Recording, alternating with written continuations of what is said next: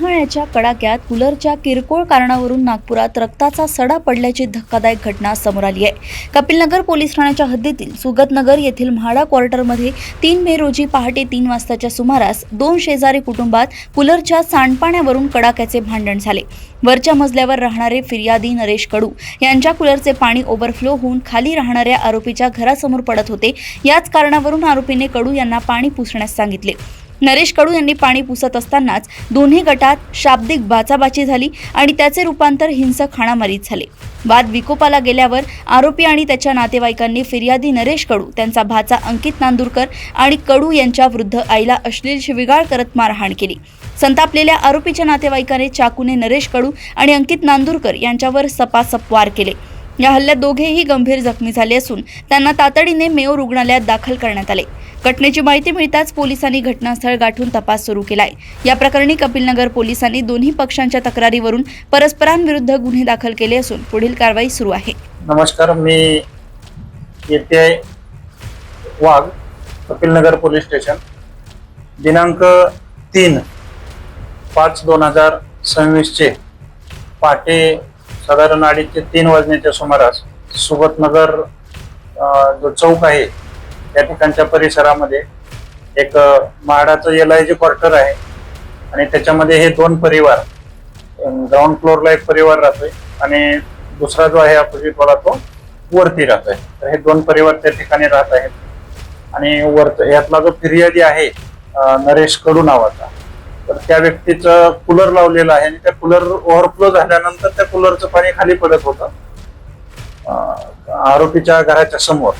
त्याच्यामुळे त्याच्यावरून पहाटे 3च्या सुमारास आरोपीने फिर्यादी जो आहे नरेश कडू याला बोलावून ते पाणी त्या ठिकाणचं पुसायला सांगितलं।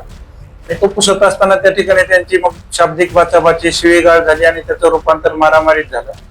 त्यावेळी त्याचा भाचा जो आहे नरेश कडूचा, त्यातील फिर्यादीचा अंकित नांदुरकर, वय 28 वर्ष आहे त्याचा, तोही खाली आला आणि त्यावेळेला यातील जो आरोपी आहे त्यानं त्याच्या घरातले इतर कुटुंबीय सुद्धा होते, त्या सर्वांनी मिळून या 2 व्यक्तींना, फिर्यादी, त्याचा भाचा अंकित नांदुरकर आणि त्याच वेळेला त्याची आई सुद्धा नरेश कडूची आलेली होती खाली, तर त्यांना शिवीगाळ केली, त्याचप्रमाणे हाताबुक्कीनं मारहाण केली आणि त्याच्यामध्ये ह्याच्यामधला जो एक मेन आरोपी आहे त्याचा नातेवाईक असलेला दुसऱ्या आरोपीनं चाकूनं त्या ठिकाणी नरेश कडू आणि त्याचा भाचा अंकित नांदुरकर याच्यावर वार केले आणि त्याच्यामध्ये नरेश कडू आणि अंकित नांदुरकर हे जखमी झाले। अंकित नांदुरकर हा गंभीर जखमी झाला। त्याला हे भांडण झाल्यानंतर दोन्ही परिवार आपापसात आपल्या लोकांना, आपापल्या कुटुंबियांना, जखमींना घेऊन ते दवाखान्यात गेले होते।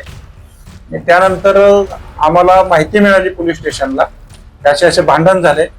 आमचे रात्रपाळीचे जे PSI WPSI होत्या, PSI शिवाली मॅडम, त्या ठिकाणी स्पॉट व्हिजिट केला। त्यावेळी त्यांना समजलं की नरेश कडू हे जे फिर्यादी आहेत ते आणि अंकित नांदुरकर यांना मेयोला त्यांचं कुटुंब घेऊन गेलेलं आहे आणि जो दुसरा यातला आरोपी आहे तो सुद्धा गजबे हॉस्पिटलला ऍडमिट आहे।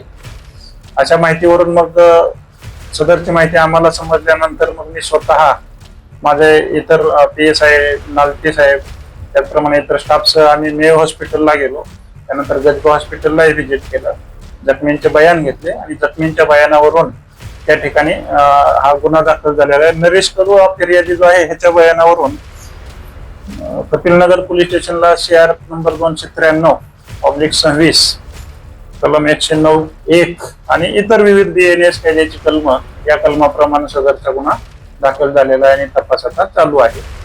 बरोबर, याच्यामध्ये दोन्ही पार्टींच्या तक्रारीवरून परस्परांच्या विरुद्ध गुन्हे दाखल केलेले आहेत आणि दोन्ही पार्टीचे म्हणजे नरेश कडू फिर्यादी आणि त्यांचा भाचा हे सुद्धा मेयो हॉस्पिटलला ऍडमिट आहेत, ते उपचार चालू आहेत त्यांचे। आणि जे अपोजिट पार्टी आहे त्यामधला रोहन गजबी हा सुद्धा गजबे हॉस्पिटल या ठिकाणी ऍडमिट आहे आणि उपचार घेत आहे।